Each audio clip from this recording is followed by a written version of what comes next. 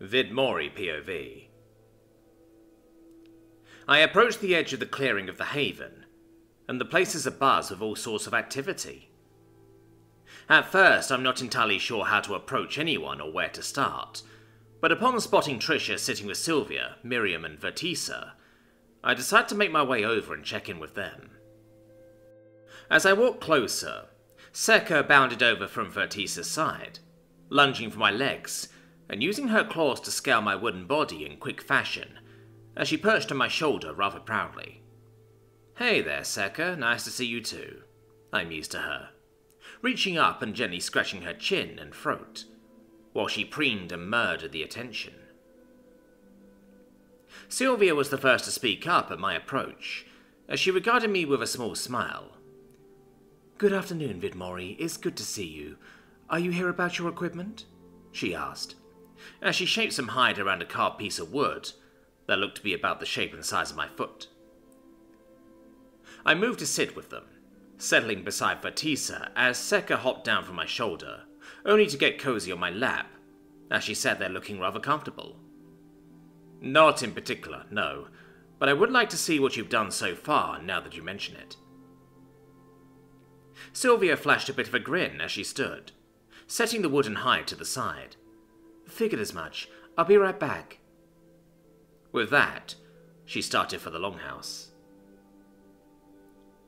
Looking among the others while gently scratching the back of Seka's ears, I sensed that Miriam seemed deeply upset, though I couldn't get a clear impression as to why she was in that state. None of the others seemed to be particularly reacting to her being this way, so it's likely not something relatively recent that has her this upset. Before I could be nosy and say anything, Trisha piped up as she swallowed a bite of some kind of fruit. "So, Vidmori, what brings you to the haven, if not your equipment?" "Well, if I'm being honest, I just needed to feel useful today, so I wanted to see if there was anything I could do to help out around here," I admitted, though for some odd reason, I felt rather embarrassed about it. Maybe it's because I'm an older man, or maybe it's because I finally have a body and hands that I can move freely. Sure, I may have built the longhouse all on my own, or gathered all that wood, but that was just done quickly through magic.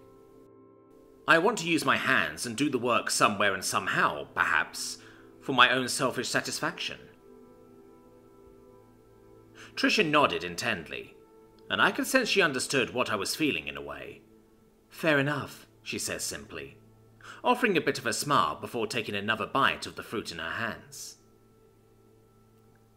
Vertisa was the one to speak up next, before the lull could drag on too long. "If it's not too much trouble, I actually have something for you to look into if you're up for it," she mentioned, as she stirred at the simmering pot of bark and water. With my curiosity sufficiently piqued, I gave Vertisa my attention before bobbing my head. "Sure, what's going on?" I asked simply, as I feel Seka start kneading her claws into the cloth of my poncho and my wooden shoulder.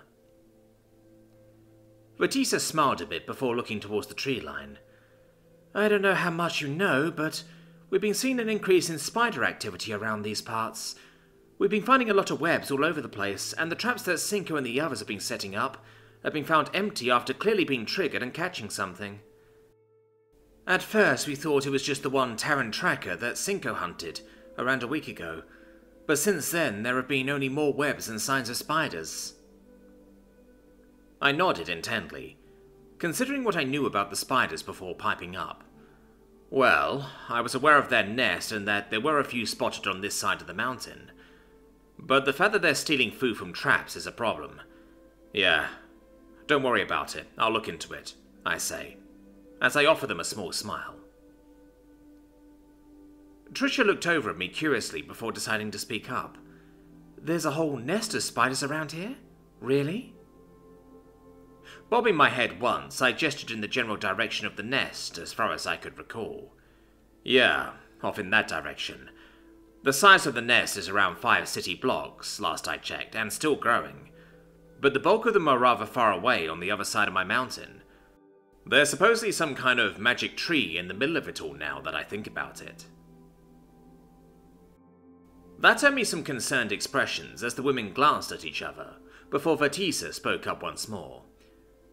Vidmori, when you say city blocks, how big is that? That took me a moment to consider, since I couldn't just give them a reference I would readily understand. I would say around the size of an average village with fields included, I offer, as Sylvia returned, carrying a bundle of things. A spider's nest the size of a village? By the gods! Are you going to do anything about it? Miriam asked, that bit of information getting her to finally speak up, as she looked between me and the others. I smiled sheepishly, scratching a little at my Sekka's throat, as she meowed pleasantly. Well, it's not like they were behaving particularly aggressively. As far as we've observed, they have only been wrapping their webs around trees and guarding their own territory. But the fact that they're starting to take food out of your traps is worrisome, so I'll definitely check things out. Though at that, I looked over at Sylvia curiously, and checked out what she had as she flashed a bit of a smile. Well, if you're about to go off and fight some of those oversized crawlers, you're going to need something to protect yourself with.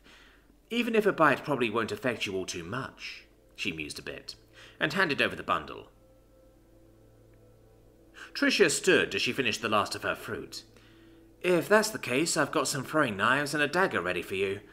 I hope it'll be enough for now, she expressed with some concern, wiping her hands on her pants before jogging off towards my mountain. It was at that moment that I realized they were expecting me to head out right now. So much for helping around the haven or talking with Zasutir. I looked over the things Sylvia brought me and smiled to myself. Wow, this is all really well made. The clothes were hand-stitched, but the needlework was tight and well done overall. This was the effort of several days of work, and I could feel the skill that was put into them. As for the armor, it looked almost like a gambeson at first, but once I picked it up, I could feel the metal plates that were sewn in between the layers of thick cloth.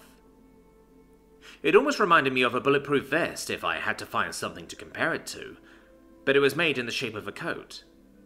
Though at the end of the day, what I was most excited about were the pants. I could finally get out of this oversized skirt/wrap and move normally without having to constantly worry if it was going to fall down in front of someone. As I'm looking things over, I realize Miriam and Sylvia seem to be watching me rather expectantly. I suppose I ought to go put these on then, I say simply, standing as Sekka hopped down from my shoulder and rejoined Vertisa's side. Looking around for a moment, I'm not entirely sure where to go to get changed. I may not have anything to conceal under this skirt, but the idea of me being naked in front of these women, despite being a glorified mannequin, doesn't quite sit right with me. After taking another moment to think about it, I opted to just cross through the tree line. Once I was out of a direct line of sight, I opted to further ensure I had my privacy, as I poured out some dirt and stone before shaping them into a sort of impromptu changing room.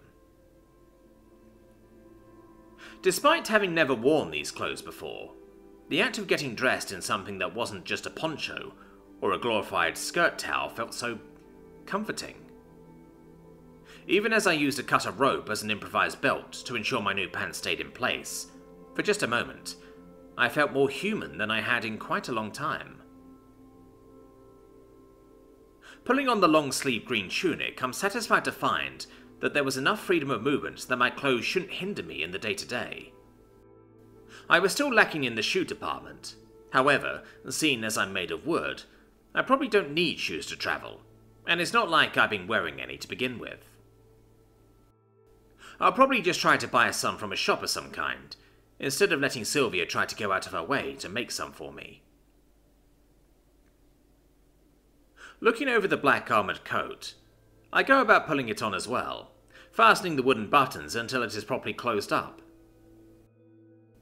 Just going through the motions of putting on the armour felt rather nostalgic, even if it wasn't like any armour I was used to wearing back home. Now, wearing it, I could appreciate the considerations that were taken when designing it. There were quite a few plates that were sewn into key places around my body, guarding my forearms and upper arms, around my shoulders, and even some that were shaped to fit around the collar of the coat, protecting what would be the nape of my neck and clavicle. Beyond those, I could feel plates spread out evenly along my chest, stomach and back. All in all, it was a weighty piece of kit, but not at all cumbersome as far as I could tell. In practice, the plate should protect me from most kinds of slashing attacks, while the sheer padding of the coat would be useful for shrugging off blunt strikes. It is also likely to be fairly warm with all these layers, though I have a feeling I probably don't have to worry about exposure while using this wooden body of mine. With the need for privacy done and over with, I pull the walls of stone and dirt back into my storage, along with the cloth of my skirt and the poncho, before making my way into the Haven clearing. Though before I could say a thing, Sylvia and Miriam both approached and started looking me over, making me bend this way and that, and move in specific poses to test the range of movement I could accomplish while wearing the things they made. After a few minutes of this, Sylvia spoke up with a rather pleased smile on her face. "You certainly cut an impressive figure, Vidmori. Is there anything you want us to fix?" she asked rather sincerely, as she looked me over from shoulder to shoulder. I couldn't help but grin in response as I shook my head. "Nothing I can think of, no. This is some wonderful work," I enthused cheerfully, before glancing at my own feet and continuing. "You also don't have to worry about making my shoes or gloves. I don't need either right now," I mentioned, while looking between them. "I owe you both. Is there anything you would like for me to do for either of you? Anything at all?" Miriam looked taken aback with surprise, while Sylvia looked thoughtful. The two women glanced between each other for more than a few minutes, when Miriam piped up first. I'm not sure what I could ask for. Is it all right if I take some time to think about it?" she asked, her voice clear with an air of uncertainty right now. Sylvia smiled as she started walking back over to the sitting area around the boiling pot. "I'll also hold on to that debt of yours for later. It's not every day a dungeon says they owe you after all," she mused rather teasingly, while collecting her tools and materials before stashing them away. I bobbed my head at their decision. "Sure. There's no time limit on cashing those debts in. Just let me know when you've got something in mind. Now, if you'll excuse me, I'll see about dealing with that spider problem." "Good hunting, Vidmori," Vertisa said, as she held up her large wooden spoon in a declaration, Sekam rolling out her support as I made my way out of the Haven's clearing. Instead of making my way straight to the spider's nest, I start making my ascent up the mountain to meet with Tricia. Through our bond, I made sure to let her know that I was going up to meet her soon, so she didn't try to rush back down the mountain for no good reason. When I finally do make it to the smithy, I find Tricia in the storeroom, as she methodically polishes something with a piece of cloth. "Hey, sorry about making you feel like you had to rush up the mountain. I appreciate you going through the trouble, though," I offer, though she still jumped slightly as I sensed I startled her by speaking up suddenly. Apparently she didn't hear me come in. She looked back over at me and flashed a small smile, turning to face me while hiding whatever it was she had been polishing behind her back. "Hey, boss, don't worry about it. I just wasn't planning on you needing your weapon so soon. Your sword still needs a hilt and sharpening, and I haven't even gotten started on your spear yet." Despite her concerns and somewhat self-inflicted sense of pressure, she still seemed rather proud and even excited about what was to come next. I couldn't help but be at least a little swayed by her good mood, as I smiled back and stepped closer, crossing through the storeroom's threshold and waiting to see what she had been hiding. "It hasn't been all that long since you started, so be sure to take your time. Honestly, I'll be happy with whatever you can make for me after my own piss-poor attempts at smithing using magic," I mused, almost mischievously at the end, before shutting up so she could finish hyping herself up. After another moment, she pulled out a cloth-wrapped bundle from behind her back and held it up in the palms of both of her hands. I want to say this is my best piece yet, though I'd be lying, since I'm still working on your sword and spear, she mused confidently. I could sense that she was genuine in her confidence, which was quite a good sign. Once she offered up the bundle, I took it up, and immediately felt that the hilt was heavier than the blade, and smiled again. It dawns on me that I didn't even tell you what I intend on using the dagger for, I mentioned offhandedly as I unwrapped it, revealing the wicked-looking double-edged dagger that had been sharpened to a point. The blade was a quite beautiful shade of metallic mint green, whereas the thin hilt was a rather dense piece of black metal with a compact guard. At that comment, I sensed a spike of worry shooting from Trisha, as she suddenly looked a little less confident. Is there something wrong with it? I can remake it, no problem. I chuckled softly as I shook my head, taking up the dagger by the hilt and holding it securely in my hand as I got a feel for it. No need. It's perfect. This dagger was made for stabbing and making a mess. It was just what I needed.